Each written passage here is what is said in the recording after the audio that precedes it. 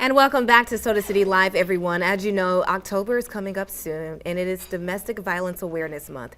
For the 17th year in a row, the City of Columbia, in partnership with Sister Care, is asking everyone to come together to show their support against domestic violence and bring awareness to the abuse and violence that's happening right here to our neighbors and in our community at the Mayor's Walk Against Domestic Violence. We're going to talk about the walk, but we have to have a serious conversation about what are the signs, why is this happening, and what you can do to help.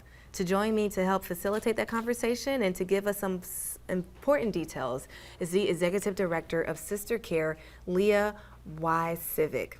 Thank you so much for coming to the show, Leah. Thanks so much for having me today. I really appreciate it. You know, for our viewers, we know that Soda City Live is a time for us to have a light, refreshing break in your day, but this is also a platform that we have to address issues that we are continuously seeing happen to our loved ones. I remember just in the last recent weeks, we've reported on so many domestic violence deaths happening right here in the Midlands.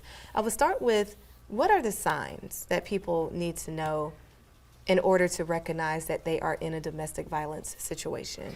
That's a great question. It's also important to remember that domestic violence a lot of times is physical, but can also be psychological and financial as well. And a lot of times those happen before there's any signs of physical violence. And sometimes there is no physical violence, but it's just as damaging to experience domestic violence that way. Domestic violence is all about power and control. So signs to look for are your partner isolating you, keeping you away from your friends and your family, maybe saying that they love you and so they want you all to themselves. So isolation is one. Gaslighting is another sign. Your abuser is always making you, or your partner is always making you doubt yourself, thinking you're crazy, or did I say that, or maybe he is right, or is she right? So that kind of psychological manipulation as well. Just really controlling your finances, wanting to see every receipt, or not giving you any kind of access to funds. Really just that controlling kind of behavior as well. So anything that is showing exerting power and control really can be a red flag to abuse. And that's where Sister Care comes in to offer resources. Tell us more about Sister Care for those who may not be available, or familiar with it, and what resources are available to the public. So we're a nonprofit located right here in the Midlands. We provide services and advocacy and clinical services as well to survivors of domestic violence and their children. And we also provide community education and outreach, which includes a teen violence prevention program. We have a 24/7 crisis line, so I always like to remind anyone that's watching that you're not alone. We are always available. That number is 803-765-9428. That's available 24/7 and is really our front line. But we have emergency shelters as well. We have housing programs. We have counseling, individual counseling, and community support groups. We also have children's counseling because children that witness domestic violence have a lot of trauma related to what they've been exposed to. We have rural outreach, so for our more rural areas, there are additional barriers that they face, like transportation and lack of resources. And so we work really hard to tackle those areas to make sure that those survivors are served. So we really try to wrap all of our services around survivors. So it's not just one thing, not just emergency shelter, it's counseling, it's resources, it's all working together. And before we move to the details of the walk, you said something that I thought was so important. You talked about there's an outreach program for teenagers. Yes. Sometimes I feel like when people talk about domestic violence, they're thinking that it affects adults, but it can affect teens as well. Yes, dating violence is very real, and we've seen an increase, especially with digital dating violence, with social media and ability to track people so easily.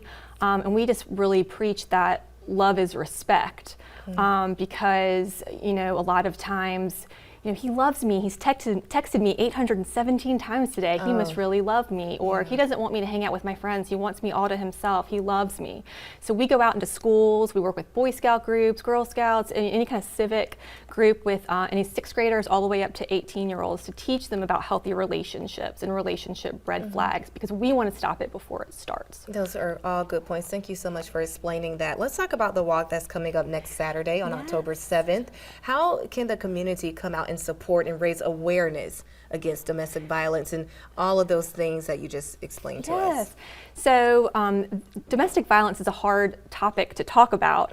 And so an event like this is a great way for us to come together and bring awareness about a topic that a lot of people find uncomfortable, because I always hate to say we're not staying silent about it. We have to talk about it.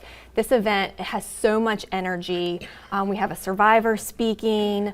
There's going to be exhibits and things that how you can learn. And it's free, which is the best of all. And so it's a great opportunity to wear your purple, show support, because 42% of South Carolina women experience domestic violence. So you're walking for, if not yourself, someone that you know. So let's support each other, let's support our community, and have a memorable time doing that. Where does South Carolina rank amongst the 50 states when it comes to domestic violence? Because I remember it used to be one of the top states in the past. So we are one of the top states in the nation for the rate of domestic homicide and domestic violence, unfortunately.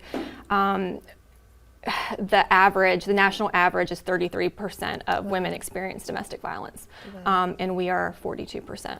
Very shocking statistics, but some that just have to be recognized. So to raise awareness against domestic violence, you can meet Sister Care, the City of Columbia, and everyone you know at the Mayor's Walk Against Domestic Violence. This is going to be Saturday, October 7th, next Saturday, at Page Ellington Park on Gregg Street. Wear your purple. It starts at 9 a.m. There's going to be an opening ceremony. The walk begins at 10. You can visit sodacitylive.com for this full interview, and you should share this with everyone you know. By the way, it's free, but you have to pre-register on Eventbrite. Yes, and we have information on our website, and the City of Columbia also has information on their website. All right, Leah, thank you so much for coming on the show. We appreciate it. We're going to take a quick break. Much more Soda City Live after this.